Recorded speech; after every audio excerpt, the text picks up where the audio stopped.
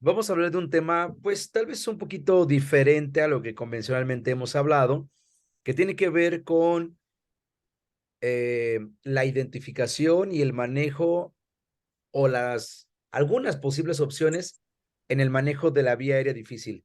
Déjeme comentarle que es complicado tener con exactitud alguna intervención, algún dispositivo, algún elemento para hablar de la vía aérea difícil.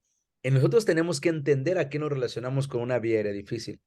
Tenemos conocimiento de algunas estrategias convencionales, como lo son el uso de dispositivos mecánicos, el uso de dispositivos supraglóticos, inclusive en algunas metodologías manuales en este caso. Sin embargo, no siempre estos dispositivos van a poder garantizar el proceso ventilatorio y oxigenación del paciente. Por lo consiguiente, precisamente esta charla trata de dar opciones y digo que trata no porque no podamos darlas, sino porque muchas de las decisiones que ustedes tomarán como profesionales de la salud tienen que ver con el contexto que están viviendo en el momento del manejo de la vía aérea avanzada. Yo no les puedo decir, oigan, usen este dispositivo, usen esta técnica, porque nosotros lo explicamos de la manera más ideal.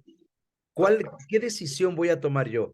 ¿Cuál es la mejor opción que puedo tener yo? Pues dependiendo el contexto que esté viviendo y mucho también va a depender de los dispositivos que nosotros tengamos a la mano para poder permitir dos cosas esenciales, dos cosas muy importantes. El proceso ventilatorio se debe de llevar a cabo de forma correcta. Y número dos, una buena oxigenación.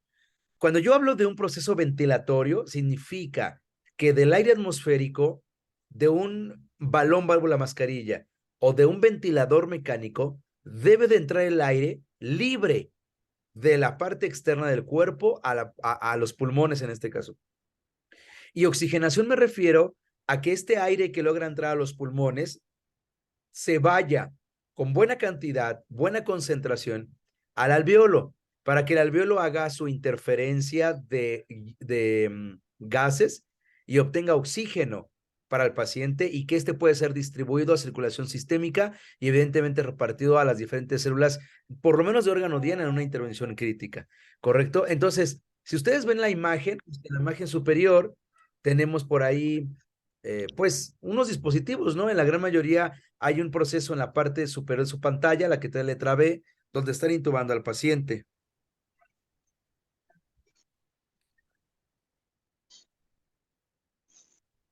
Donde están intubando al paciente. Ajá. Bueno, ya está intubado el paciente. En la de abajo están haciendo también una laringoscopía convencional. Y en la que está al centro, pues están igualmente haciendo una laringoscopía. Pero si nosotros observamos las imágenes o los intentos que están realizando, nos podemos dar cuenta que pues pareciera no existir complicaciones en el manejo de esa vía aérea. Pero miren, por ejemplo, me gustaría que observaran esta imagen. ¿Qué tiene el paciente de características que nos puedan dar un acceso difícil a la vía aérea? Lo pueden escribir en el chat, lo pueden decir por micrófono, los escucho, los leo. ¿Qué ven de raro ahí en el paciente, de extraño, que me pueda predecir a mí que es una vía aérea difícil? Adelante, escucho o leo. Se ve el cuello corto, Ok, ¿qué más?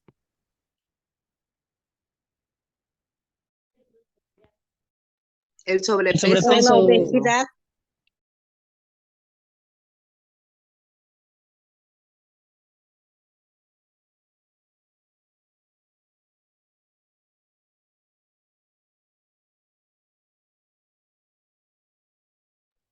Ok, sobrepeso, cuello corto, ¿qué más?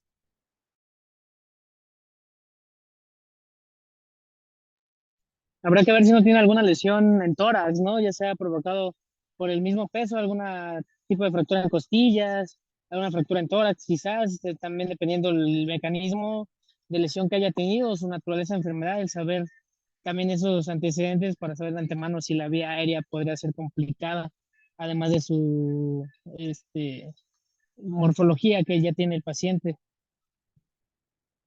Correcto. Evidentemente las patologías pues nos van a complicar, ¿no? En este caso, pero el sobrepeso, la apertura de la vía aérea, o sea, la posibilidad de aperturarla, el cuello corto, como bien lo decían, pues es complicado, son predictores que nos dicen que el conducto aéreo puede ser difícil, que la visibilidad de las estructuras anatómicas puede ser difícil. Veamos esta imagen. ¿Qué ven en esa imagen?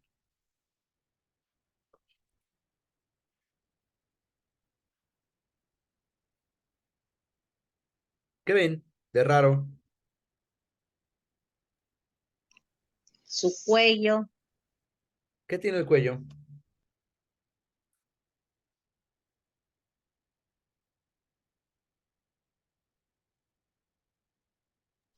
Pues el cuello de antemano tiene pues exceso graso, ¿no? Lo que provocaría que probablemente al momento de colocar en posición el cuello para poder hacer la maniobra de intubación, pues sea complicado el poder ver el orificio para introducir el tubo endotraqueal.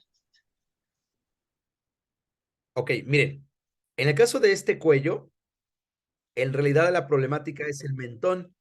El mentón es muy pequeño, ajá. De hecho, está como retraído. Puede ser que tenga retrognatia, se llama, o micrognatia, ¿correcto? Pequeño y como introducido, ¿no? Como que la línea la pierde. Más que a lo mejor tejido adiposo en el cuello y demás, porque inclusive se ve la manzana de Adán o el cartílago cricoideo, aquí está, pero el mentón es el problema. Entonces eso nos limita la apertura de la vía aérea. ¿Qué ven en esta imagen?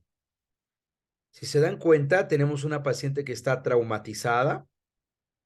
De hecho, ahí está en el contexto fuera del hospital y están haciendo un manejo de un supraglótico cara a cara, ¿ya vieron?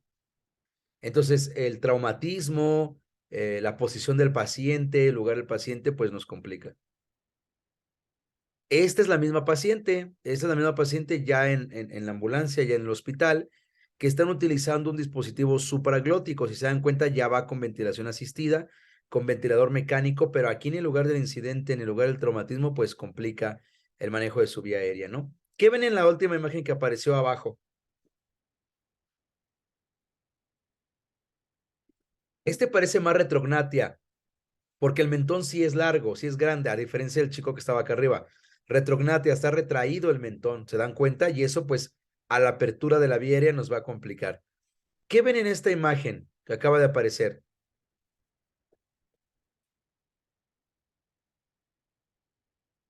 ¿Qué ven? ¿Ah? Su lengua está demasiado inflamada, entonces yo creo que ahí sí complicaría demasiado el, la colocación del tubo endotraqueal. Sí, ni porque el señor nos está sacando la lengua, nadie dice nada. Eso se llama macroglosia. El paciente tiene macroglosia, la lengua es muy grande. El peor objeto o estructura anatómica que afecta la visibilidad y la permeabilidad es la lengua. Y si es grande, peor. ¿Qué ven en esa imagen? Igual inflamación, ¿no? Uh-huh. ¿Se dan cuenta la paciente? Acá en la imagen de su pantalla izquierda está bien de la región facial, pero aquí no. Esto que están viendo se llama angioedema.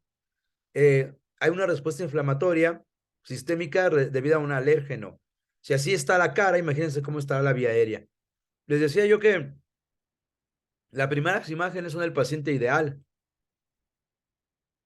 Sin embargo, estas imágenes finales no nos convienen, porque en este sentido estricto tendremos dificultades para permear el conducto aéreo y prever una ventilación. Ahora, ¿qué indicaciones tenemos para un manejo avanzado de la vialidad? Bueno, existen indicaciones muchas, pero a mí me gusta resumirlas en tres específicamente. Número uno, cuando tenemos falla, complicaciones para proteger la vía aérea o para mantenerla abierta la vía aérea. ¿Correcto? Ese sería un predictor o un indicador o un criterio de intubación del paciente o de manejo avanzado de la vía aérea. Otro, que tengamos problemática, complicaciones y errores para mantener el proceso ventilatorio. ya sea de forma automática o ya sea de forma mecánica o artificial, ¿no? Y que evidentemente también haya una falla para prever la oxigenación. Les decía, el objetivo primordial de manejar la vía aérea avanzada es que yo pueda mantener un buen proceso ventilatorio, el cual definimos como la entrada y salida de aire de la atmósfera al cuerpo, y la otra un buen proceso de oxigenación, que consiste en que haya un intercambio a nivel alveolar y la sangre oxigenada pues pueda ir hacia circulación sistémica. Otra, alguna condición traumatológica, clínica, obstétrica, cualquiera de ellas, que pueda anticiparme, cualquier complicación que pueda anticiparme a que yo tenga fallo en la protección de la vía aérea y que tenga fallo para mantener la ventilación y la oxigenación. Criterios elementales. Aunque existen otros tipos de criterios. Por ejemplo, en el caso de problemas o de situaciones neurológicas, la escala de coma de Glasgow o el déficit neurológico juega un papel muy importante. Deterioro inmediato, súbito, permanente del estado neurológico o una escala de coma de Glasgow de 9, 8 puntos, ¿ok? Que el paciente tenga una aumentada la velocidad ventilatoria o la rapidez de la ventilación con una aumento de frecuencia mayor a 30, mayor a 35. Que haya compromiso de la vía aérea, que haya exceso de secreciones, que haya angioedema, que haya retrognatia, etcétera, etcétera, que me pueda complicar el manejo de la vía aérea. Terapéuticas, bueno, puede ser una intubación por una cirugía o porque al paciente se le está generando o se le está dando reanimación cardiopulmonar. Datos gasométricos, por ejemplo, un pH menor a 7.25 que habla de acidosis, porque el pH normal debe de estar entre 7.35 a 7.45. Una PCO2 mayor a 60, el paciente tiene hipercapnia, cuando la presión de CO2 debe de ser entre 35 a 45 milímetros de mercurio. Una PO2, que es una presión de oxígeno menor a 60, cuando la PO2 debe oscilar entre 80 a 100 milímetros de mercurio, ¿correcto? Y vamos a relacionar estos parámetros precisamente con esta gráfica. El paciente debe de tener un equilibrio ácido-base. El pH normal sérico debe de oscilar entre 7.35 a 7.45. Si es menos, está en acidosis, si es más, está en alcalosis. El CO2 o la PCO2 debe de oscilar entre 35 y 45 milímetros de mercurio. Si es menor, se llama hipocapnia, si es mayor, se llama hipercapnia. En la hipoxia, perdón, en el oxígeno debe de ser entre 80 a 100 milímetros de mercurio. Menos de 80 hay hipoxemia. Más de 100 se llama hiperoxia y la hiperoxia es igual de grave que el que no tenga oxígeno. El bicarbonato, que debe oscilar entre 22 a 26 mil equivalentes. Y el exceso de déficit base, que no debe oscilar entre entre menos 2 y más 2. Entonces yo tengo varios predictores, tengo condiciones que no protegen al conducto aéreo, que no protegen a la ventilación y que no protegen a la oxigenación.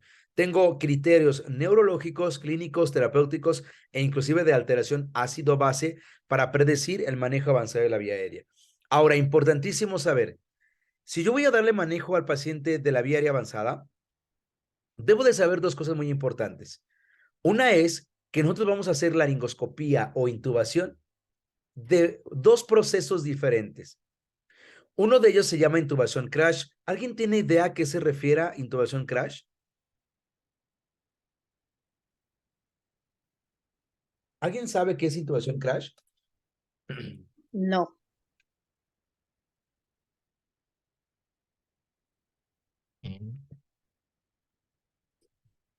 Bueno, hasta donde me acuerdo, creo que, bueno, es el aseguramiento como de la vía aérea, ¿no? Ok. Más o menos. Miren, la intubación crash se refiere a un proceso de intubación que vamos a hacer muy rápido. No necesitamos ningún fármaco ni nada. El paciente ya requiere ser intubado. Por ejemplo, se me ocurre, en el caso del paciente en paro cardiorrespiratorio, para intubarlo, ¿necesitan hacer algún procedimiento antes de la intubación? No, en realidad no. El paciente requiere un tubo ya, por lo tanto lo intubo rápidamente. A eso nos referimos con intubación crash. Y secuencia rápida de intubación no tiene nada de rápida, porque es tardada. La secuencia rápida de intubación o la intubación secuenciada por drogas es aquella intubación que se va a hacer basado a una secuencia de pasos que vamos a realizar. Entonces nosotros vamos a ver cualquiera de las dos. ¿Cuál voy a elegir? Evidentemente, si yo tengo un paciente combativo, con un traumatismo craneoencefálico importante, combativo y necesito intubarlo, pues lo voy a llevar a secuencia rápida de intubación porque voy a usar fármacos, lo voy a dormir, lo voy a sedar, lo voy a paralizar y lo intubo. Y un paciente que está muy grave, que ya ni se mueve, no necesita ningún fármaco, no necesita que sea sedado ni paralizado, nada, pues lo voy a hacer con intubación crash. Y esto va a depender de las condiciones del paciente. Bien, ahora, fíjense bien. En el caso de que nosotros hagamos una secuencia rápida de intubación, chicos, vamos a hacerla basado a una serie de pasos que se llaman las 8 P's de la intubación rápida, de la secuencia rápida de intubación. Algunas literaturas manejan 7 P's. Yo estoy ocupando una literatura que dice 8 P's. Y cada una de estas tiene un orden. Vamos a analizarlo. Fíjense bien. Esto va a ser, y lo voy a hacer cuando el paciente requiera intubación, pero que el paciente no está en condiciones de ser intubado. El paciente, por ejemplo, está combativo, se está moviendo, muerde el laringoscopio, pero necesita ser intubado porque su alteración ácido base, su protección de la vía aérea, su proceso de la ventilación no son correctos. Entonces lo voy a someter a 8 pasos. El primero es planificar y preparar. Planificar significa que yo voy a evaluar que el paciente tenga o no una vía aérea difícil. Eso es lo que vamos a evaluar.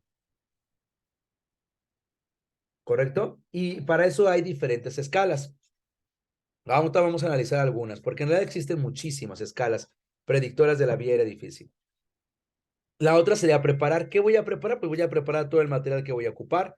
Todo. Una regla de oro importantísima en la intubación es que cuando yo solicito un tubo endotraqueal, por ejemplo, solicito un tubo endotraqueal que sea del el número 7, se me ocurre. Ustedes, si me están auxiliando a la intubación, deben de pasarme 3 tubos. Un tubo del número 7, que fue el que yo solicité, y un número más pequeño, que sería el 6.5, y un tubo más grande, que sería el 7.5. O sea, ¿cuántos tubos me van a pasar?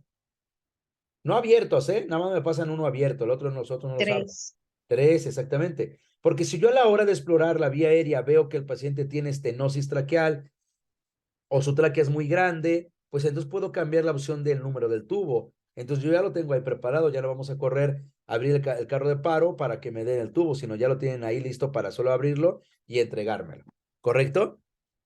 La otra, preoxigenar, desnitrogenizar. Paso muy importante, sumamente importante, porque si ustedes se acuerdan, el pulmón tiene oxígeno, nitrógeno y gases raros. En el caso del nitrógeno tenemos 78%, chicos. 78%.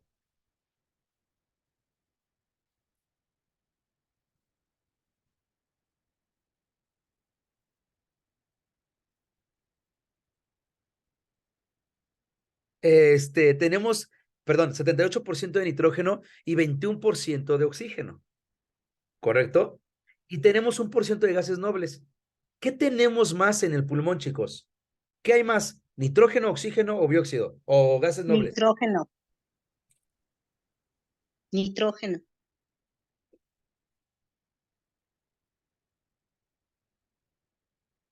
Exacto, tenemos más nitrógeno. Muy bien. Entonces el paciente está saturado de nitrógeno y no de oxígeno. Si yo lo intubo así, el paciente va a hacer hipoxia severa y se nos muere durante la intubación. Por eso no es correcto. ¿Qué vamos a hacer? Vamos a barrer el nitrógeno, por eso se llama desnitrogenizar, y lo vamos a llenar de oxígeno. ¿Correcto? A eso se le llama preoxigenar, desnitrogenizar. Pretratamiento y premedicación. El pretratamiento y la premedicación tienen por objetivo que el paciente, más bien, perdón, que el sistema nervioso no sea estimulado al momento de la laringoscopía. Ese es su objetivo primordial, porque nosotros podemos estimular al vago, podemos hacer que baje la frecuencia cardíaca, podemos hacer que el paciente vomite, Y precisamente la premedicación consiste en eso, inhibir al sistema nervioso, la respuesta vagal, para que cuando se haga la laringoscopía el paciente pues no responda ante esa situación. ¿Ok? Luego viene la parálisis e inducción simultáneas. Eso se refiere a que lo voy a sedar y lo voy a paralizar al mismo tiempo. Después viene posicionar al paciente, hago la laringoscopía, introduzco el tubo endotraqueal y luego evalúo que el tubo endotraqueal esté en el lugar que deba estar. ¿Alguna pregunta con esta diapositiva? ¿Dudas?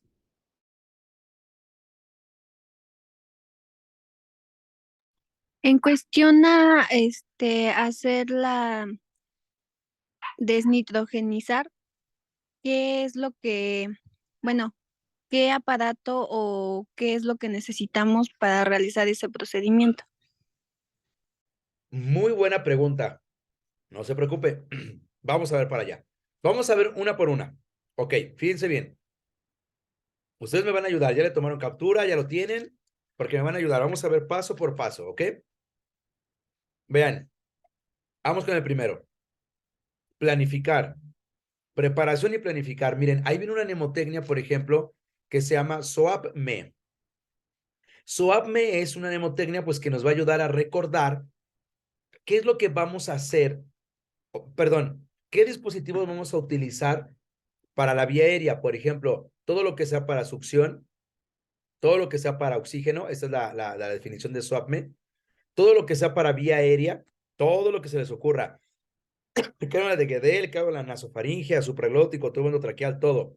Fármacos, yo ocupo fármacos en 3 momentos: premedicación, sedación y parálisis. Aparte, si voy a ocupar aminas, antiarrítmicos, los tengo que tener a la mano. Y monitorización. Y quiero que vean esta frase. Según la Sociedad Americana de Anestesiología, una vía aérea difícil está definida como una situación clínica en que un profesional de la salud entrenado, ojo con eso, ¿qué es una vía aérea difícil? Es una condición en la cual un paramédico, enfermera, médico, anestesiólogo que tiene entrenamiento tiene dificultades con la ventilación mediante el balón, válvula, mascarilla y para la intubación o ambas. Eso es una vía aérea difícil. Y si yo llevo una serie de pasos, pues va a ser más fructífero esta situación, ¿ok? O podrá tener un poquito de mayor garantía. Entonces, preparación, planificación. ¿Alguien tiene alguna duda? Y ahorita vamos para lo de la desnitrogenización. Primer paso, preparar y demás. ¿Dudas?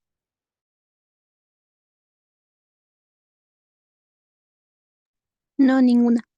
No. No, profe. Ok, avancemos. Nos falta, en este sentido, chicos, nos falta evaluar que la vía aérea no sea difícil. ¿Se acuerdan? Porque les había comentado yo en esta cuestión de que aquí estamos preparando el material, porque ¿se acuerdan acá? En la primera diapositiva hablábamos de planificar y preparar. Y en la preparación yo les decía que había que ver los predictores de vía aérea difícil. Y en la planificación, pues, preparar todo el material. SOAP-ME sería una mnemotecnia donde yo sé que voy a utilizar todos los dispositivos para aspirar, para oxígeno, etcétera, ¿correcto? Ahora, vamos a hacer algunos predictores de la vía aérea. Por ejemplo, hay una mnemotecnia que se llama GEAVEN. GEAVEN en este sentido determina o nos auxilia para determinar más bien la vía aérea difícil. La tienen de este lado. GEAVEN dice H, hipoxemia. En el caso específico de que el paciente se mantenga por alguna patología, algún traumatismo o algo en hipoxia. Entonces yo debo de remediarlo. Otro, extremos de tamaño, que el paciente sea muy grande, como el obeso que pusimos hace un rato en la imagen, y o que sea muy pequeño, enanismo, que tenga micrognatia, retrognatia, etcétera. Anatomía alterada, que, por ejemplo, les decía, el mentón pequeño. ¿Cómo se llamaba el mentón pequeño? Micrognatia. Ajá, cuello corto.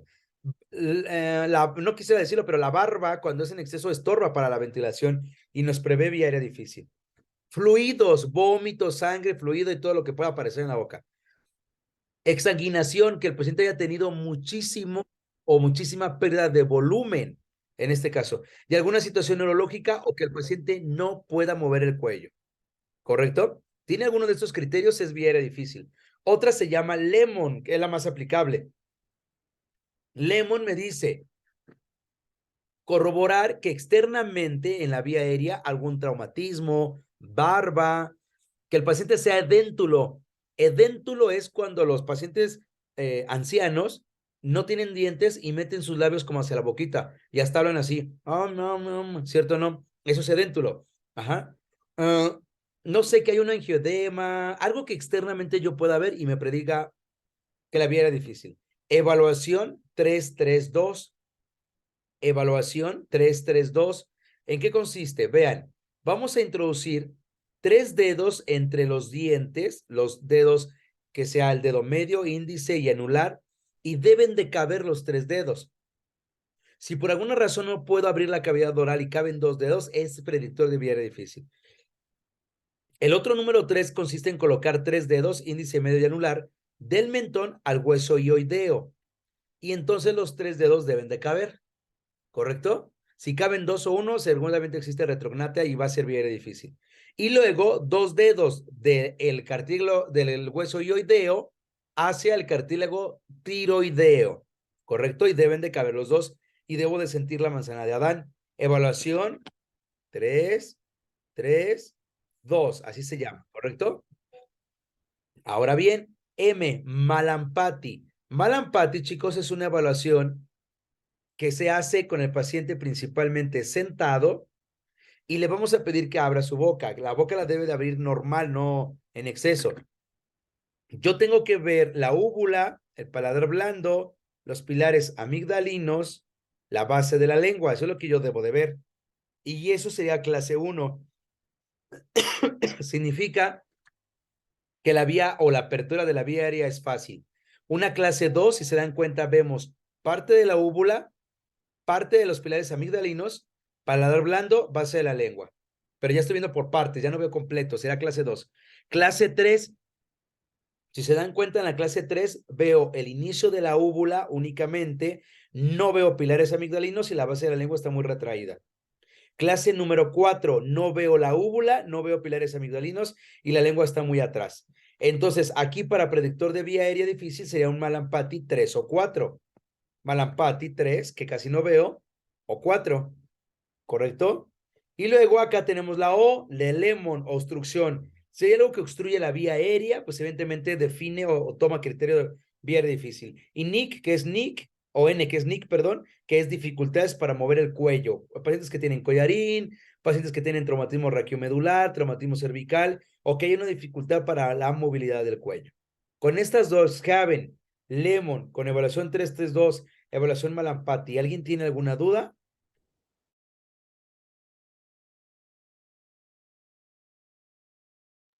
En NEC se supone que el collarín debería de ayudar a la vía aérea, ¿no? Bueno, ¿cómo es que obstruye o dificulta?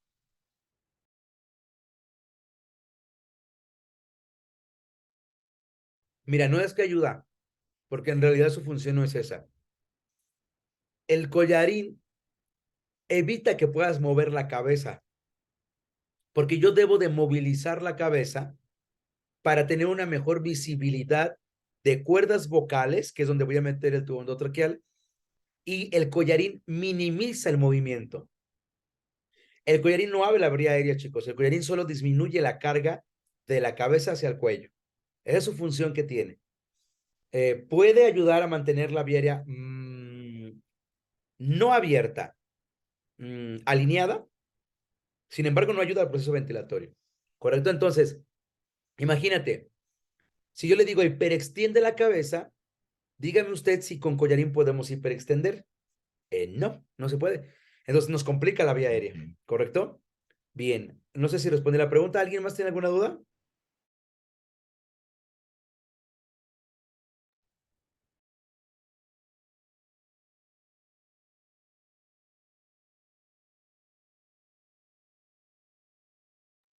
Ok.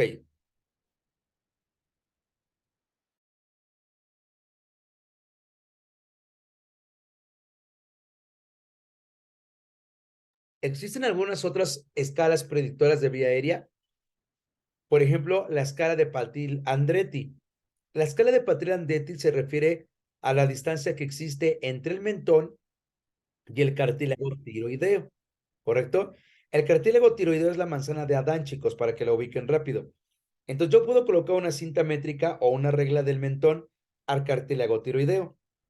Si la medición es mayor a 6.5 centímetros, es grado 1. No hay tanta dificultad para la intubación. Si al momento de medir mide de 6 a 6.5 centímetros, cierto grado de dificultad.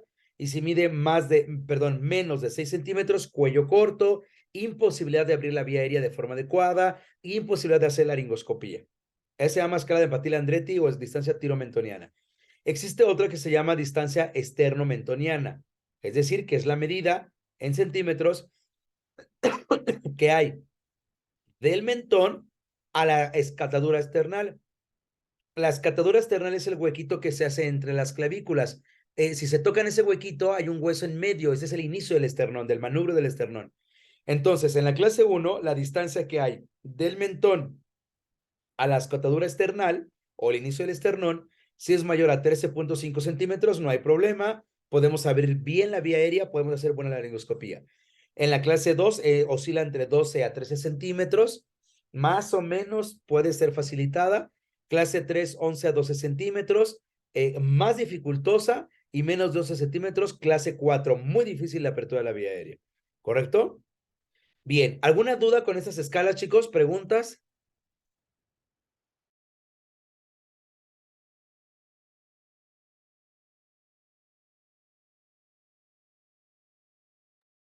No.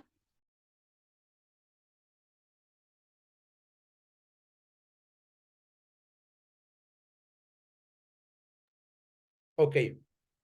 Permítame dejar de compartir un momento. Voy a compartir otra vez. Porque necesito, aquí está, compartir sonido también. Ok, ahora, ya nosotros hemos llevado el paso número 1.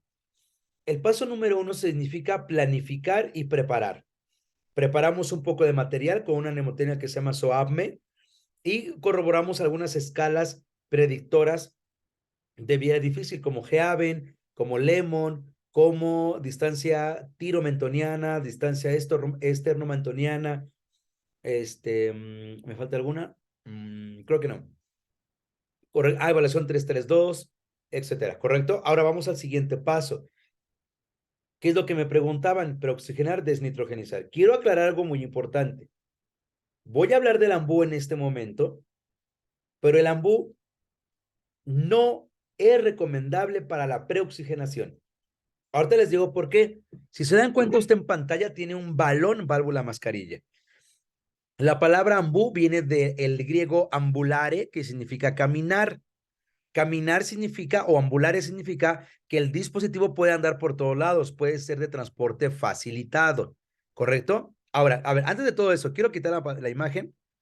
Quiero que me diga usted algo muy importante. La mayoría de veces le llamamos ambú. ¿Es correcto llamarle ambú o no? Ahí me faltó una letra. No, porque ambos la marca. Ok, por acá dicen que es la marca. ¿Qué más? ¿Quién dice yo? ¿Quién más? Sí, sí es correcto. Las siglas al final del día significan prácticamente lo mismo. Nada más que posteriormente fue utilizado para marca. Ah, ok, ok. Por la marca, pero se puede utilizar. Ok, ¿alguien más? Hola Daniel, no te había reconocido. ¿Alguien más? Miren, sí es correcto llamarle ambú, pero no es por la marca, chicos. Antes de que existiera la marca ambú, ya se le decía ambú al ambú. Ajá. Porque en este caso, la palabra ambú, pensé que lo tenía aquí. Bueno, aquí está, significa aire, máscara o manual, bolsa y unidad. Bueno, se me hace más sencillo, aire manual para ventilación de urgencia. Aire manual para ventilación de urgencia. Entonces, la palabra ambú es correcta. O también corroborar, o también decirle balón, válvula, mascarilla. Tiene un balón autoinflable, que es este. Este balón autoinflable, ajá, es un dispositivo que se infla solo. de la atmósfera, por eso es autoinflable. Tiene una mascarilla que sirve para hacer el sello. Aquí tiene una válvula PIP, que ahorita les voy a explicar lo de la válvula PIP, sumamente importante. Tiene una bolsa de reservorio y tiene una línea de oxígeno. Así como está el ambú en la imagen, ¿cuánto FiO2 me proporciona, chicos?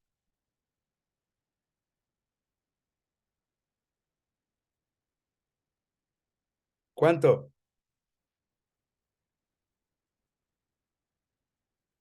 Así como está en la imagen el balón, ¿cuánto me proporciona de fracción inspirada de oxígeno?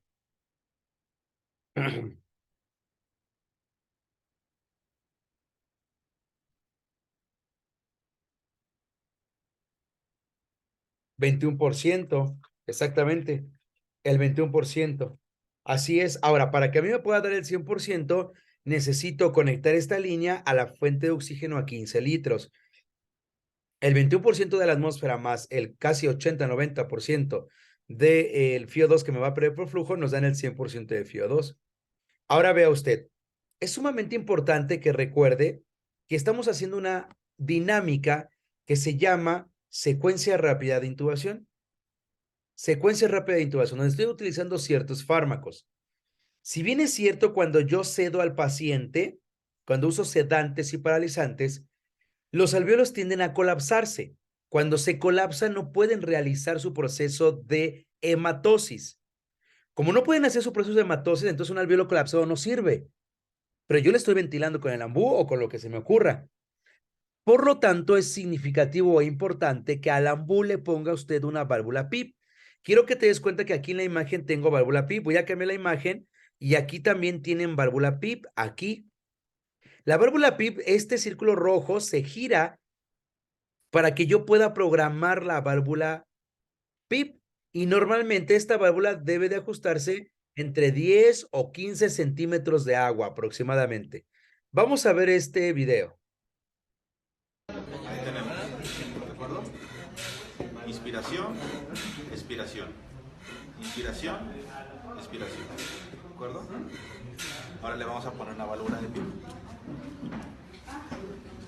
Y fíjense, ¿qué es lo que pasa cuando tenemos una válvula de PIP? Ahí está 20. Ahí está 15. Y miren, evita el colapso. ¿Alveolar? ¿De acuerdo? No existe PIP fisiológico. Nosotros tenemos una capacidad residual funcional. Por más que queramos sacar el aire, se va a quedar aire que evita que se colapsen los alvéolos. Pero cuando está enfermo el paciente, por ejemplo, cuando lo intubamos, lo sedamos y le paralizamos los diafragmas, porque pues, ya es lo que pasa con estos pacientes, los alvéolos se comienzan a colapsar posterobasales de esta forma. Y con el PIP lo que hacemos es esto. Claro, pues programado con ventilador, pero es, digamos, es una demostración. ¿Sí lograron escuchar el video? ¿Sí se escuchó lo que dice el doctor Eder? Casi no. ¿No? ¿Los demás se lo escucharon? Alexis, ¿sí se escuchó el video? Sí, sí se escucha bien. Ok, entonces los demás suben el volumen. Fíjense Sí, bien. doctor, se escucha. Sí, se Ah, Sí ok. se escucha. Ok, perfecto, muchas gracias. Miren, es importante que usted comprenda que los alvéolos se colapsan, ¿correcto? Por lo tanto, necesitamos nosotros mantener una presión positiva al final de la aspiración. Presión positiva al final de la aspiración. Por eso es que le ponemos la válvula PIP, que normalmente debe ser de 15 a 20 centímetros de agua. Ya en el video se mostró que está ventilando sin válvula PIP y el alvéolo se colapsa. El alvéolo es el globo azul. Perdón, el globo azul que está en la imagen. Si le ponen la válvula PIP, el alvéolo se mantiene abierto durante la ventilación, ¿correcto? Ahora bien, algunas situaciones que puedan impactar al uso del balón válvula mascarilla. Que no sellemos bien el balón válvula mascarilla, que haya algo que obstruya como la lengua, un cuerpo extraño, que el paciente sea obeso, la edad del paciente principalmente, pues que pongamos una mascarilla grande a un pequeño, o una mascarilla pequeña a un grande, que el paciente sea dentro, lo que les comentaba hace un rato, que no haya dientes y que haya resistencia al paso de la ventilación por alguna situación determinada, ¿correcto? Y miren, aquí hay algunas mnemotecnias muy significativas que tienen que ver con el uso del balón válvula mascarilla, ¿correcto? Número 1 tiene que ver con utilizar a un segundo proveedor. Acuérdense de esta frase. No se le olvide nunca. Es mejor ventilar entre dos personas. Es mejor ventilar entre dos personas. Es mucho mejor. Por eso la palabra o la mnemotecnia sexy nos refiere a que en la S, no crean que es lo que ustedes están pensando, no, porque sea viernes sexual, no es eso, ¿verdad? Pero la S significa, que deba haber un segundo reanimador. La E significa que haya una alineación o una línea imaginaria entre el esternón o la escatadura esternal hacia el oído, ¿correcto? Alineación entre el esternón y el oído, una alineación. Ahora, si usted hiperextiende al paciente, o muchos de aquí oímos hablar de la alineación de ejes, en la alineación de ejes o en la hiperextensión no hay alineación de la escotadura esternal o del esternón con el oído, no la hay. Ahorita se lo voy a mostrar en una imagen. La X, utilizar dispositivos extras para la ventilación, como lo son dispositivos orofaringeos o nasofaringeos. Y la Y significa descontaminar la vía aérea con una cánula de aspiración Yankauer. Ahí recomiendo Yankauer, aunque bien puede ser otra sin ningún problema. ¿Correcto? La mnemotecnia sexy. Existen algunas otras más para el uso del balón, como lo es, yo quiero ventilar mejor, entonces hago una tracción mandibular con el ambú y con mis manos. Otra, coloco un dispositivo como una cánula orofaringea o nasofaringea. Otra, utilizo dos personas, muy importante. Otra, presionar bien el balón, pero no presionarlo tanto. Utiliza usted 3 dedos para presionar el balón del adulto, lo que me prevé un aproximado entre 400 a 600 mililitros de aire. El balón tiene 1500, ¿eh? Pero si usted solamente comprime el balón con 3 deditos, puede prever que el balón no se ha comprimido todo. Esta se llama JAMS. ¿Alguna duda con la mnemotecnia o uso del balón, válvula, mascarilla? No. No.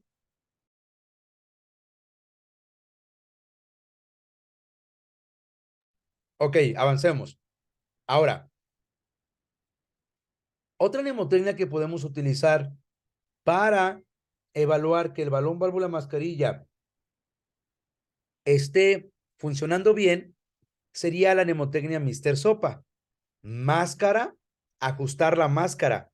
Quito el balón, reviso la mascarilla, que no esté al revés, que esté inflada y que sea del tamaño adecuado. Reajusto la cabeza, la vuelves a poner en neutral y la vuelves a extender. Sigue ventilando. ¿Mejoró con estas dos técnicas? No. Ok. Succiona. Aquí dice boca y nariz porque es una mnemotecnia que se usa en reanimación neonatal. Pero es suficiente con que aspires la boca. Haces una succión y lo aspiras. Por eso dice así hasta con perilla, ¿no? Pero pues bueno, puede ser con sonda. Mantén la boca abierta. Puede ser una técnica manual o que utilices un dispositivo como una cánula orofaringea. Continúa ventilando. ¿El proceso ventilatorio funcionó? No. Ok, revisa la presión que estás generando. Tal vez estás haciendo una presión mucho menor o estás haciendo una presión exagerada. Por lo tanto, debes de mediar la presión. ¿Sigue ventilando? ¿Mejora? No. Entonces, utiliza algún dispositivo alterno de la vía aérea, como un supraglótico o una intubación endotraqueal. Ese sería Mr. Sopa. Avancemos. Aquí hay algunas mnemotecnias igual que nos ayudan a determinar, ¿verdad? Que pues el balón, válvula, mascarilla va a tener ciertas dificultades, más cuando el paciente tiene deformidad facial significativa. Cuando el paciente esté muy obeso, nos va a costar muchísimo trabajo la ventilación con el ambú, que haya una obstrucción de la vía aérea superior importante y que haya alguna masa, tejido, hematoma, edema en cara o cuello que evidentemente distorsione a la anatomía de la vía aérea y que no nos permita pues una ventilación adecuada. ¿Correcto? Y miren, esta imagen es muy significativa, muy importante. Déjenme ver si... oiga, no viene esa parte. Sí, aquí viene. Ok, todavía nos falta. Perdónenme. Es que como que está muy atrás. Lo que quería contestar lo que me decía la compañera, pero sí viene más adelante. Quiero que se agraven esta frase. No sé si tengas todos en WhatsApp, Ale, ¿me tienes agregado en el grupo? ¿Cuál grupo es?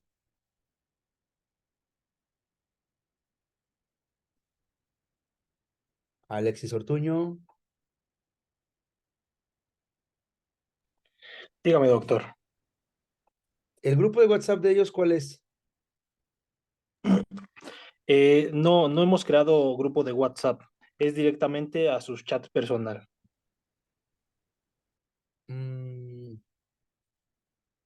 Ok.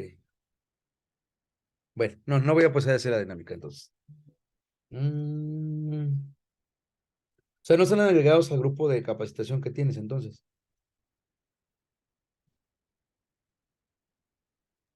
Claro, en un momento los agrego al grupo para que puedan seguir las dinámicas y asimismo podamos darles mayor información de próximos cursos también.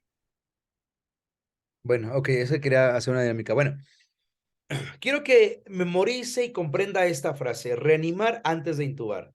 No se trata de intubar solo por intubar. El paciente debe de estar estable en datos de potencial arterial o datos de shock. Fíjese todo lo que complica al paciente. Fíjese, uso de la succinilcolina. La succinilcolina la vamos a ocupar como un paralizante. Uso de benzodiazepinas como el midazolam, diazepam, midazolam, que ocupamos para sedarlo. Varios intentos de intubación al paciente. No usar guías o estiletes, o Boji se llama, otro diferente, no es el mismo.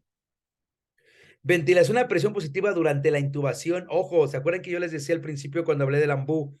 No se recomienda el uso del AMBU en la preoxigenación. Ahorita les voy a decir cómo se hace. El paciente haya vomitado o aspirado. Todo eso va a complicar al paciente y lo va a llevar a datos de hipoperfusión. Lo va a llevar a datos de mala oxigenación y lo va a llevar a alteración ácido-base. Y el paciente se muere por la intubación y durante la intubación. Por lo tanto, siempre reanimo antes de intubar. Y no estoy hablando de reanimar de RCP ni esas cosas, no. Estoy hablando que debo en la máxima posibilidad estabilizar al paciente, llevarlo a la mayor proximidad a hemodinamia para poder intubarlo. ¿Correcto? Entonces, por eso viene una serie de pasos donde nosotros estamos realizando las 8 P's de la intubación endotraqueal. Entonces, preparación, miren, aquí hay otro tipo de recursos que vamos a utilizar. Monitoreo no invasivo me parece bien. Hace ratos, no, sí, Soabme sí hablaba de monitorización. Accesos periféricos permeables, 2 si es posible. Sistemas de aspiración que estén funcionables. Balón, válvula, mascarilla. Válvula PIP, importantísima que se adapte al ambú, porque no todos los ambús traen válvula PIP. Laringoscopio, hojas de laringoscopio. Si puedo, un videolaringoscopio. Cánulas orofaringeas, tubos endotraqueales, guía, que la guía se llama estilete. Mascarillas laringe, sumamente importante. La mascarilla laringe es una alternativa a la intubación. Ajá. Jeringa de 10 centímetros. Tener contacto o tener un capnógrafo, si es posible. Gasas. Bisturí, en este caso esto es para un método quirúrgico. Clorexidina, iodopovidona, epinefrina, equipo de cricotirotomía o Boji, ¿no? Como material un poquito más utilizable en este caso. Miren, aquí tenemos algunas imágenes. Tenemos una hoja de laringoscopio Macintosh, que es la curva, la recta que es Miller, una poquito más recta que está su punta totalmente recta, a diferencia de la Miller, esta es Wisconsin. Vean esta que es un poquito la punta, un poquito más angulada, que se llama de Oxford. Esta también la McCoy, etcétera, varias, ¿no? Aquí está el tubo endotraqueal, muy importante, trae su globo para neumotaponamiento, trae una línea de aspiración, una línea de oxigenación, mangos de laringoscopio, videolaringoscopio, ajá, los conectores del tubo endotraqueal, etcétera. Ahora bien, fíjense qué interesante es esto. Esta imagen, chicos, esta imagen que están viendo aquí habla de los ejes de la vía aérea. Tenemos inicialmente al eje oral, ajá, que es este que está usted viendo aquí. El eje faríngeo, que es este que está usted viendo aquí. El eje laríngeo, que es este que está viendo usted acá. Yo extiendo la cabeza y estos 3 líneas, vamos a la redundancia, se alinean. Y a eso se le llama alineación de ejes. Pero déjeme decirle que yo debo de garantizar que el lóbulo de la oreja o la oreja haga una línea recta a la escatadura external. Vea la imagen de la compañera enfermera de arriba. Cuando yo hiperextiendo, chicos, no se logra este objetivo, ¿correcto? Del conducto auditivo externo contra el esternón no se cumple. Entonces, ¿qué sería lo más recomendable? Vamos a analizar. Hay una posición que se llama posición de HELP, que es esta que están viendo aquí. A ver si puedo escribirlo. HELP. Que tiene que cumplir 5 criterios. Criterio número 1, cabeza levantada, cabecera levantada. Se le llama semisentado, algo así. Cabeza elevada, cabecera elevada. 2, que la base del cuello esté un poco flexionada para que haya una alineación entre la escotadura esternal y la oreja, como lo ven aquí en esta imagen. Otra, hay que realizar tracción mandibular y colocar una cánula orofaringea. 8. Otra, que nosotros tengamos acceso a 360 grados del paciente. Se llama posición de rampa, posición de HELP, posición para intubar. ¿Alguna pregunta? No hiperextienda, no alinee los ejes, haga posición de rampa y sirve más cuando la vía es difícil. ¿Dudas?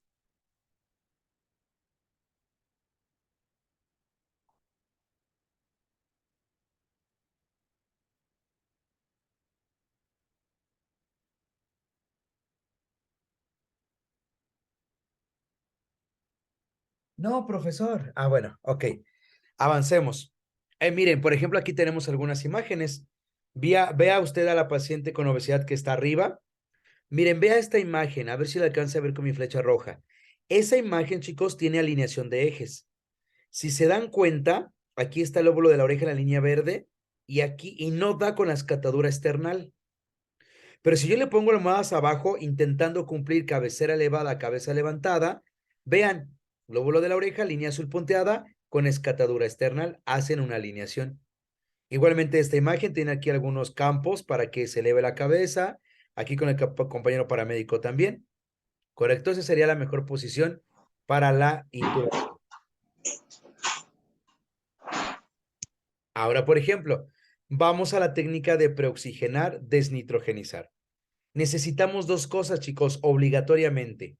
Número 1, necesitamos puntas nasales. ¿Correcto? ¿Alguien me puede recordar a cuántos litros se pasa la punta nasal normalmente? De 1 a 6 litros. De 1 a 6, muy bien. ¿Quién dice más? ¿Quién dice menos?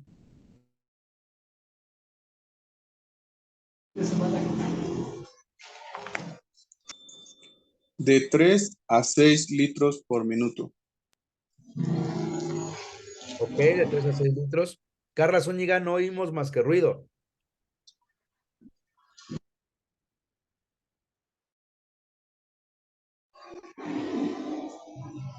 De 2 a 3 litros por minuto. A 4 por minuto. Aunque todas las que dijeron son buenas. De hecho, la punta nasal se puede pasar de 1 hasta 6 litros. ¿Pero qué creen? Ojo con lo que voy a decir. Cuando yo preoxigeno desnitrogenizo, debo de pasar la punta nasal a 15 litros. ¿Correcto? A 15 litros. Ay, pero profe, usted está loco. Nada más cuando van a preoxigenar. Y aparte, y al mismo tiempo, le voy a poner una mascarilla facial reservorio a 15 litros. ¿Cuántos litros le estoy pasando en total? 30. 30 litros. Es así, es exactamente. Correcto, no pasa nada. Esto va a ser en un lapso de 3 a 5 minutos. 3 a 5 minutos y voy a hiperoxigenar al paciente para que revierta al nitrógeno y logremos saturaciones mayores al 92, 95%. Preoxigenación 3 a 5 minutos. ¿Alguna duda? ¿Preguntas, comentarios?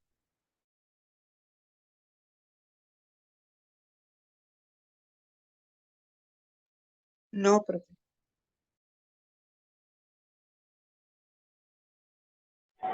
No, profe, todo claro. Ok, avancemos. Ahora, vamos al siguiente paso, que es premedicar al paciente, ¿correcto? Ojo con lo que les voy a decir. Si yo no alcanzo a llegar a una saturación del 95% y el paciente se empieza a poner mal, desatura, desatura, desatura, desatura, es recomendable, chicos, que nosotros podamos prever la ventilación con presión positiva, pero en la premedicación debe de ser el último recurso, ¿correcto? Entonces, vamos a dejarle la cánula, la punta nasal, perdón, a 15 litros, ¿correcto? Y vamos a cambiarlo por el ambú y le vamos a poner el ambú una válvula PIP a 10 centímetros sobre agua, ¿correcto? Podemos hacer inclusive una ventilación como si fuera CPAP, en la cual lo que nosotros haríamos sería que cada que el paciente ventile, nosotros vamos a apretar el balón, ¿correcto? Cada que el paciente ventile, nosotros apretamos el balón para no luchar con su ventilación. Y eso se trabaja como si fuera un CPAP o una ventilación mecánica no invasiva. ¿Hasta ahí vamos bien todos? Pero ¿qué pasa si el paciente no permite la preoxigenación, no permite el uso del balón válvula mascarilla sincronizada con su ventilación y se está moviendo? Cuando eso pasa, chicos, vamos a llevar a cabo un proceso que se llama secuencia retardada de intubación, es decir, la secuencia de intubación se va a atrasar, se va a interrumpir, se va a pausar. Como se está moviendo y no me permite a mí dar una ventilación mecánica no invasiva, entonces voy a intentar dormirlo un poco nada más. Ajá. Puedo usar desmetomidina, por ejemplo, se me ocurre, o puedo usar ketamina, 1 miligramo por kilogramo, hasta que el paciente deje de moverse un poco y pueda yo hacer una ventilación adecuada.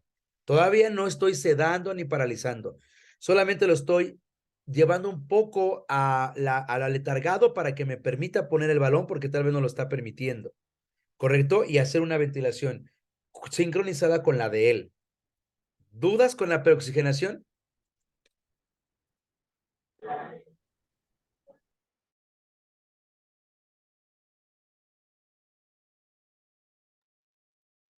Ok, miren, esto que está aquí, tómale captura o algo, porque este es el procedimiento, el algoritmo de la preoxigenación desnitrogenización.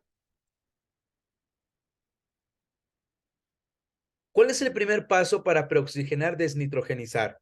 Paso número 1. Uso la punta nasal a 15 litros y una mascarilla facial reservorio a 15 litros. Ok. Después de eso, de 3 a 5 minutos, ¿el paciente satura más del 95%? Sí. Procedo a la intubación. Bueno, procedo a la premedicación, sedación, paralizar y a la intubación. Ok. Le puse mascarilla con reservorio a 15 litros, más oxígeno a 15 litros y no tengo saturación mayor a 95%. No, ¿ok? Vamos a hacer un como CPAP, ambú, más válvula PIP en 10 centímetros de agua y la cánula o la punta nasal se va a quedar ahí. El balón lo vas a presionar únicamente cuando él ventile. Ok. ¿Logramos saturación al 95% con esa técnica? Sí, entonces procedo a premedicarlo, inducirlo y paralizarlo. Regreso. Con este método, el método número 2, no mejoré al paciente, no. Utilizar ventilación mecánica no invasiva. Ventilación mecánica no invasiva es con el ambú, chicos. ¿Correcto? Lo vamos a ventilar con el ambú. Si el paciente no es cooperador, no me permite la ventilación, vamos a pasar al proceso de secuencia retardada de intubación.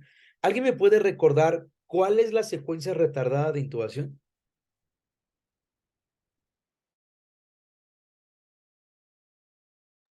Es en donde utilizamos la medicación para intentar dormirlo y permita poner el ambú. Muy bien, compañera. Exacto, así es. Con eso, yo logré saturación mayor a 95%. Sí, ok, pues voy al siguiente paso, ¿no? Premedicar, inducir y paralizar. No, en algunas ocasiones se hace algo que se llama intubación despierta. Es un poquito complicado, pero se puede hacer y para el paciente se tiene que topicalizar, así se llama. A pesar de eso, no se intubó, busque otra persona, haga otro tipo de intubación, use un supraerótico o pues no lo intube. ¿Dudas con la preoxigenación desnitrogenización?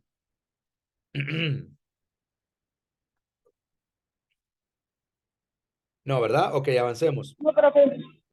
Vamos a pasar a la premedicación, chicos. La premedicación tiene por objetivo inhibir al sistema nervioso, ¿correcto? Porque yo estimulo al nervio vago. Cada que yo introduzco el laringo, el tubo traqueal estimula el vago. Puedo hacer que el paciente baje su frecuencia cardíaca, baje su frecuencia ventilatoria o vomite. Podemos usar fentanilo en dosis de 1 a 3 microgramos kilo, ¿correcto? Se utiliza como un simpaticolítico, es decir, disminuye la actividad del simpático, principalmente en traumatismo encefálico severo y algunas otras complicaciones. Ajá. Lidocaína, 1.5 miligramos por kilogramo. En el caso específico también se pudiese ocupar la atropina. Aquí no está, pero se puede ocupar. La atropina se pondría en el caso de 1 miligramo. Únicamente, 1 miligramo.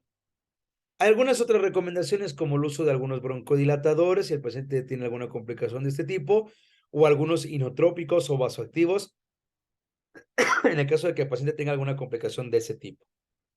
Solamente esos 3 medicamentos: atropina, fentanilo o lidocaína. Atropina 1 miligramo, fentanilo 1 a 3 microgramos kilo, lidocaína 1.5 miligramos por kilo.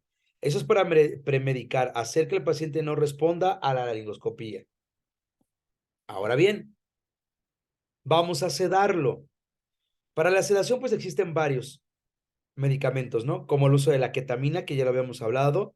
De 1 a 2, lo ideal sería 1.5 miligramos por kilogramo de ketamina. Midazolam de 0.1 a 0.3 miligramos por kilo. Midazolam como benzodiazepina. De hecho, es de lo que más utilizamos. Propofol de 1 a 2 miligramos por kilo. De 1 a 2 miligramos por kilo. Y uno muy importante que es muy neumoprotector, cardioprotector, y es el que menos se usa, es el etomidato, a dosis de 0.3 miligramos por kilo. Eso es para inducirlo. Inducirlo significa sedarlo.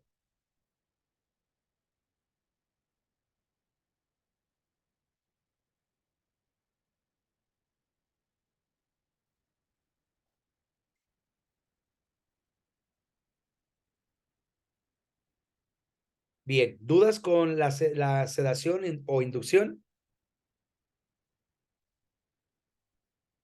Y después tenemos a los bloqueadores neuromusculares o paralizantes, como el uso de la succinilcolina, 1.5 a 2 miligramos kilo. Ahí hay algunas situaciones de contraindicación. Atracurio, 0.3 a 0.5 miligramos por kilogramo, perdón. Y rocuronio, 0.6 a 1.2 miligramos por kilo. Esto es para paralizarlo. Literalmente paralizarlo significa lo voy a parar. Paro su frecuencia ventilatoria, paro su diafragma, paro todo para que yo pueda hacer la laringoscopía. Una vez que yo ya lo paralicé, pues pasamos a la laringoscopía. Recordábamos nosotros que existen 2 tipos de hoja de laringo. Una de ellas es recta. ¿Cómo se llama la hoja de laringo recta, chicos?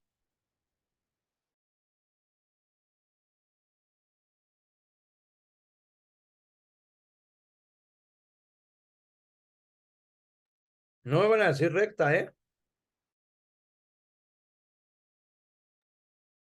Se llama Miller. Aquí lo tienen en la pantalla. Miller.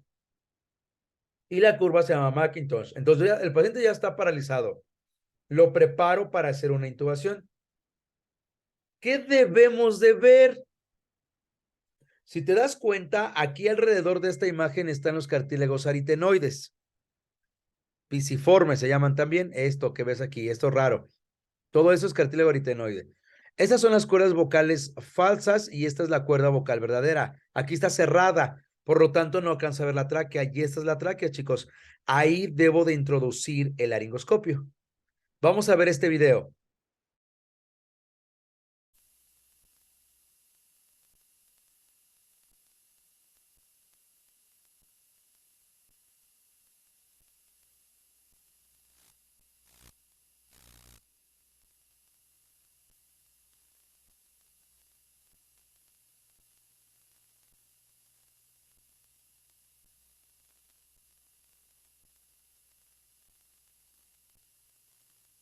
Una lengua saborral muy importante. Ahí está la úvula. Ahí está la úvula. Vamos a ir introduciendo un poquito más. La úvula no es significativa para, en este caso, la laringoscopía, pero ahí está para que la miren.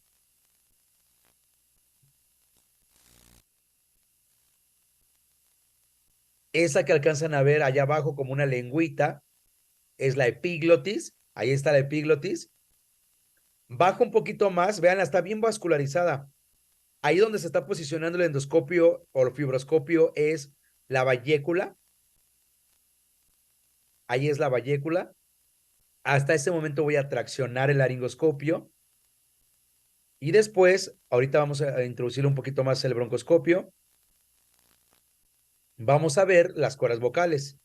La epiglotis es lo que más nos estorba para la laringoscopía. Miren, ahí se va a asomar. Ahí, a ver, no vemos. Ahí están los cartílagos aritenoides, pisiformes. Ahí están las cuerdas vocales verdaderas abiertas. Y eso fondo que ves atrás, este es la tráquea, chicos. Ahí voy a meter el tubo endotraqueal. Allí mero. ¿Correcto? Avancemos. Ahora, existe una escala que a mí me permite evaluar lo que yo estoy visualizando en la vía aérea inferior. Esa escala se llama escala de Komar-Lean, en donde nosotros, al ver el cartílago aritenoide, ver la cuerda vocal, la tráquea, pues evidentemente es un Komar-Lean grado 1. Acá veo la epiglotis, esta es la epiglotis, veo la base de la glotis, dale Malampati, Komar-Lean 2, solo veo la epiglotis, no alcanzo a ver la cuerda vocal ni la tráquea, grado 3, y no veo ni la epiglotis ni nada, clase 4 de Komar-Lean. ¿Correcto? Y claro, yo esto lo voy a tener única y exclusivamente cuando esté haciendo la laringoscopía.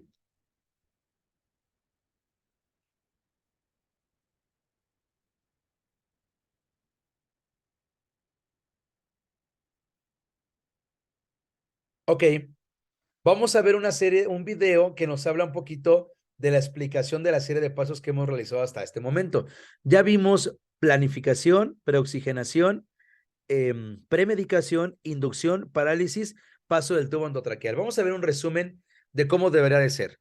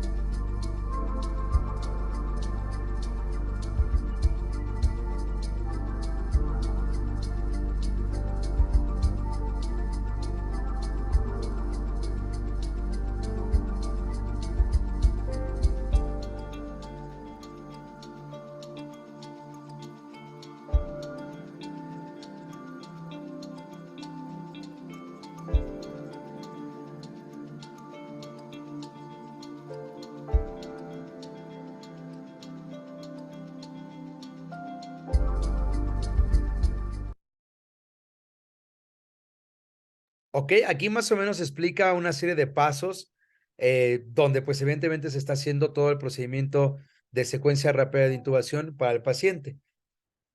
Algunos auxiliadores más que nos pueden ayudar para esta situación. Número uno, es importantísimo que usted use guías o estiletes, chicos. Es sumamente importante porque garantiza una mejor laringoscopía. Otra, que puede hacer usted presión del cartílago cricotiroideo, como maniobra de Selig se llama, y presionar el cartílago cricoideo. Otra se lea la maniobra de Broom. Broom significa que yo presiono hacia abajo, lateralizo a la izquierda y subo el cartílago cricoideo. Broom, así se llama. Broom, ¿correcto? Y eso me permite o permite al que está haciendo la laringoscopía tener una mejor visibilidad de las cuerdas vocales. ¿Correcto? Aquí hay algunas mnemotecnias en cuanto yo voy a o tengo que visualizar o tengo que ver para cuando yo hago una laringoscopía. Mantra de la laringoscopía. Epiglotoscopía, que yo vea la epiglotis, que yo la identifique y la tenga bien presente. Valleculoscopía, que yo vea la vallécula. Ya hace un rato explicaba lo de la vallécula. Con eso hago una buena laringoscopía y intubo al paciente. ¿Correcto? Por ejemplo, alguna otra escala predictora de mala intubación, Malampati grado 3 o 4, ¿se acuerdan que veíamos Malampati? Obstrucción o apnea del sueño, cuello corto, apertura oral limitada, por ejemplo, en la evaluación 332, que el paciente esté en estado de coma, en hipoxia, o que no sea anestesiólogo el personal o no entrenado en el manejo de la vía aérea difícil en este caso. ¿Correcto? Y miren, esto es un Bowgie. Quiero que veamos el siguiente video para que entendamos.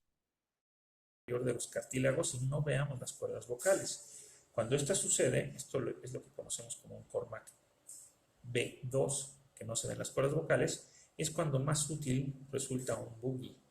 También podemos tener un Cormac 3. Un Cormac 3 es cuando completamente está bloqueada la visión y lo único que vemos es epiglotis. En un Cormac 4 no vamos a ver ni siquiera la epiglotis. Pero entonces, si tenemos esta situación, un Cormac 3A, o tenemos un B2, sin ver cuerdas vocales, pero ver un pedacito de los aritenoides, que son los cartílagos posteriores en la vía aérea, en la laringe, vamos a poder utilizar nuestro boogie. Nuestro boogie nos va a salvar el día en ese tipo de situaciones. Entonces, lo primero que tenemos que hacer es cargar nuestro boogie y hay varias formas de hacerlo. La mayoría de las personas que lo utilizamos en quirófano lo utilizamos así, sin hacer nada más. Lo metemos hasta donde queremos y posteriormente un ayudante nos ayuda a encarrilar nuestro tubo en el boogie. Cuando se hacen urgencias o cuando se hace en el hospital, se prefiere utilizar el boogie precargado. Algunas personas prefieren tenerlo precargado. Y lo que hacen es cargar su boogie y posteriormente hacer esto.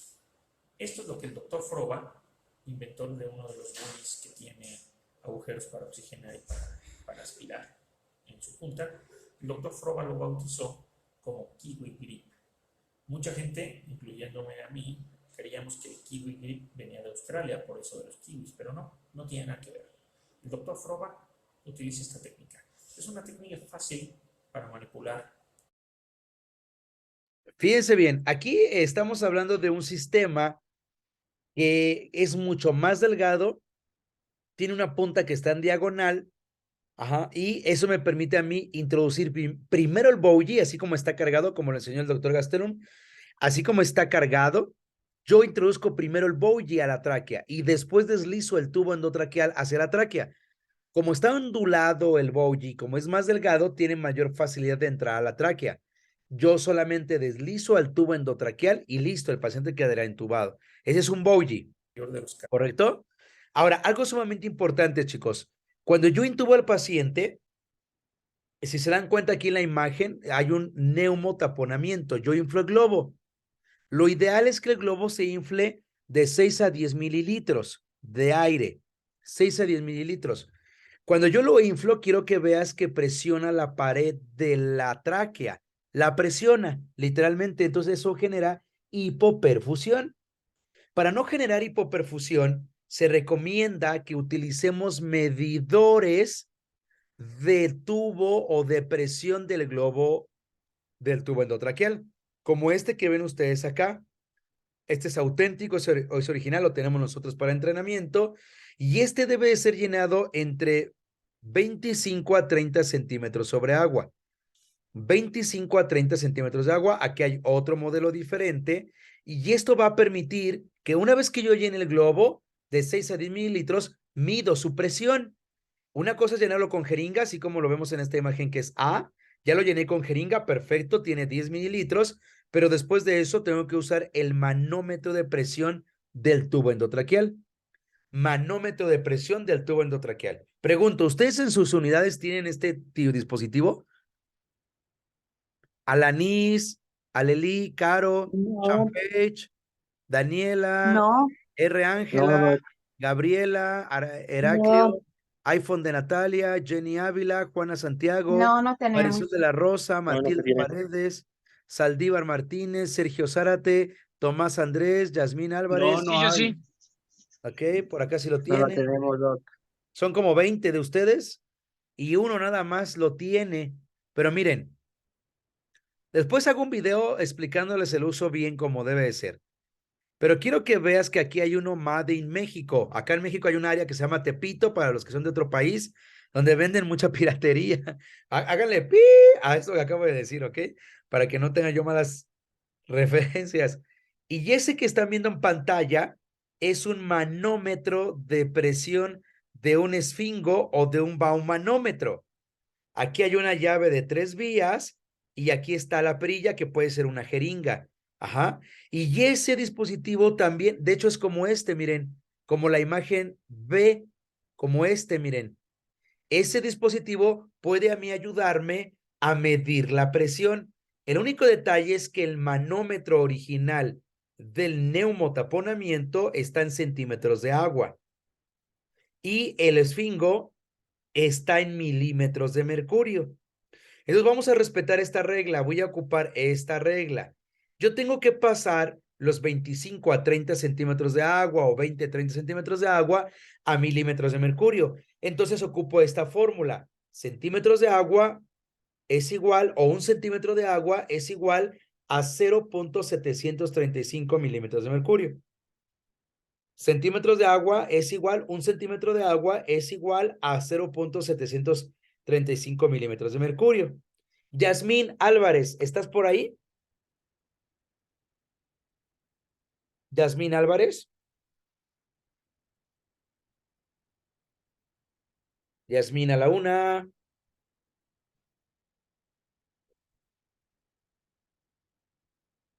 Saldívar Martínez, ¿estás por ahí?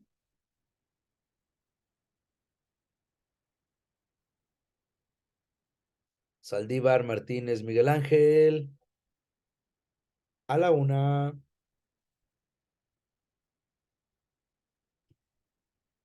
A las dos. Bueno, quería hacer un ejercicio donde hicieran la conversión de centímetros de agua a milímetros de mercurio. Bueno, fíjense, vamos a ver este video. Atentos, por favor. Nos va a explicar cómo se usa cuando es manómetro del esfingo. Mecanismo, como no tenemos el otro manómetro, diseñamos un mecanismo para medir la presión del balón traqueal todos los días, ¿sí? Que debe llevar entre 25 y 30 milímetros de mercurio. Entonces, acá tenemos el manómetro, conectado a una llave de 3 vías con el insuflador. Siempre tiene que estar cerrado, ¿sí? Cerramos y acá tenemos el baloncito, ¿sí? Que va a ir conectado a la vía libre que queda, ¿sí? Y acá, una vez que tengamos conectado, tenemos que abrir la llave. Siempre falla la demostración, ¿eh?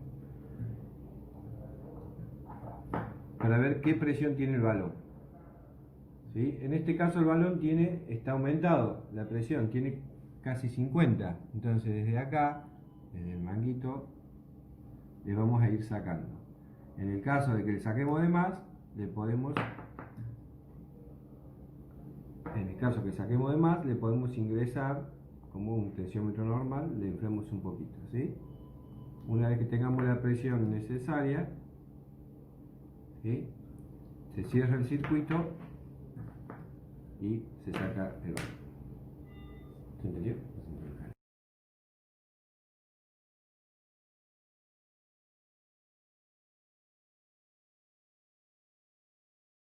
Ok, si te diste cuenta cómo funcionó este dispositivo, pues en realidad no es tan complicado. Lo podemos realizar manualmente y pues no creo que exista mayor problema y que podamos tener en nuestras unidades pues un dispositivo para medir la presión del neumotaponamiento y que no exagere en este caso, ¿no? Miren, es complicado poder predecir qué paciente, qué dispositivo nos haría una vía aérea difícil. Nosotros siempre creemos que el paciente pues va a ser el ideal, ¿verdad? Sin embargo, no lo es así. ¿Por qué? Porque el paciente puede tener complicaciones faciales y el abordaje de la ventilación con balón, válvula, mascarilla, con un dispositivo de flujo libre, pues se ve complicado cuando en la región facial hay complicaciones. Abordaje transglótico, en este caso, cuando intentamos meter, ¿verdad?, un dispositivo a la vía aérea con una laringoscopía convencional, pues se pueden complicar varios factores. Podemos tener mal abordaje supraglótico. En el caso de que yo quiera meter un dispositivo supraglótico como una mascarilla laringea, etcétera, pues definitivamente nos va a complicar en el caso de que exista alguna situación. Y el abordaje infraglótico, pues cuando el paciente requiera un método quirúrgico para poder realizar el proceso ventilatorio.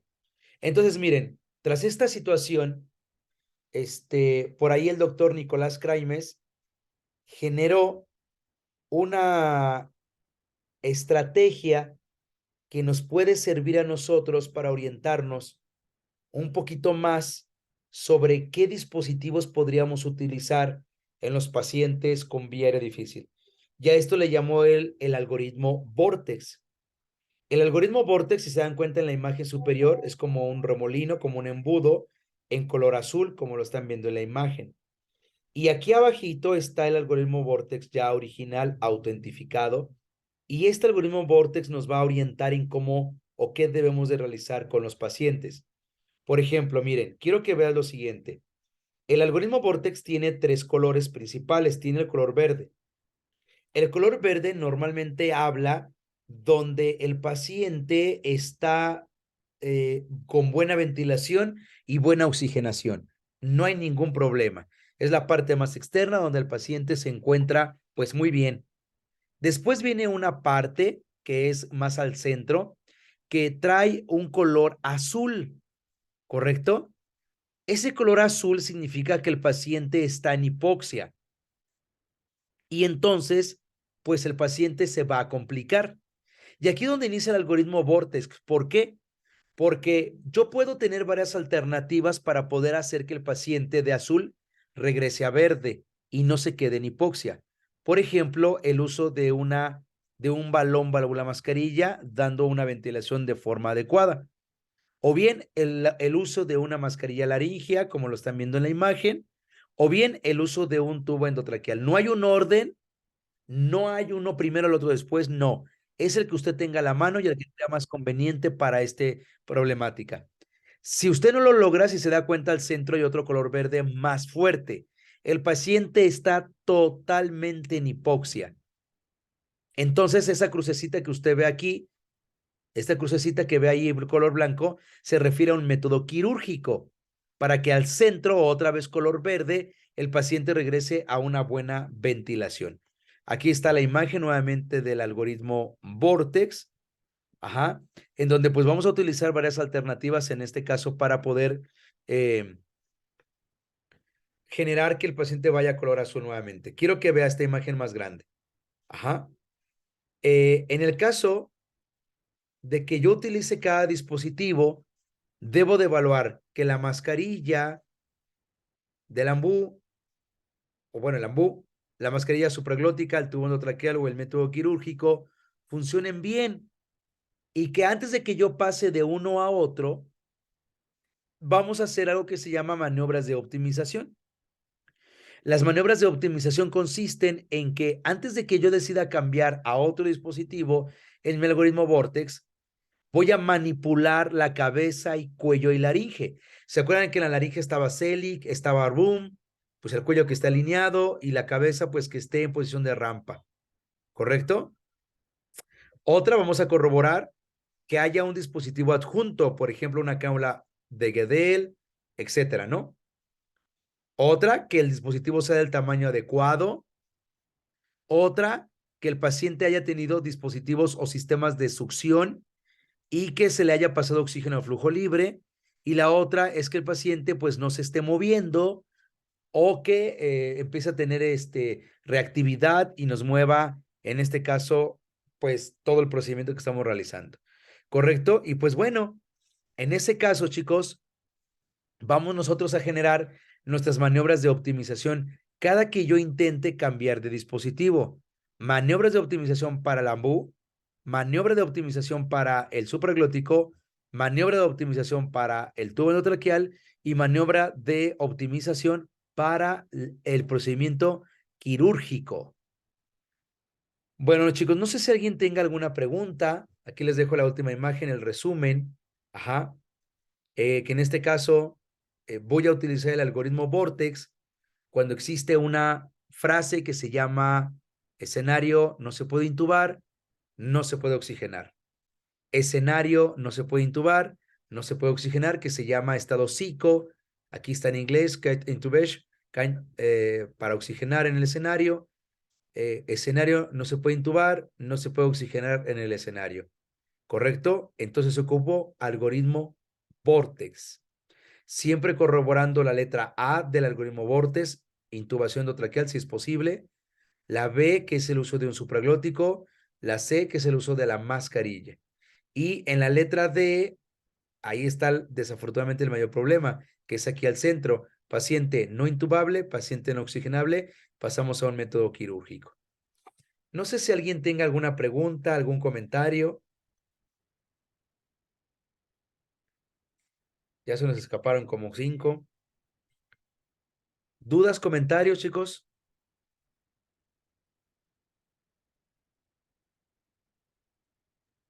No, ninguna, licenciado. Bueno, si no hay más dudas, con esta parte vamos a dejar la dinámica. Ajá, y pues bueno, recordando a nosotros que pues manejadores de la vía aérea o más bien predictor de la vía aérea, a veces tiende a ser un poquito pues complicado. ¿Me explico? Un poquito la dinámica no depende mucho de lo que yo diga, depende mucho del contexto que ustedes estén viviendo en el momento de la situación de urgencia, ¿correcto? Y bueno, si no hay más preguntas, más dudas, comentarios, cierro la sesión, pasen bonita noche y el proceso administrativo continuo es con el licenciado Alexis Ortuño. Gracias, bye bye.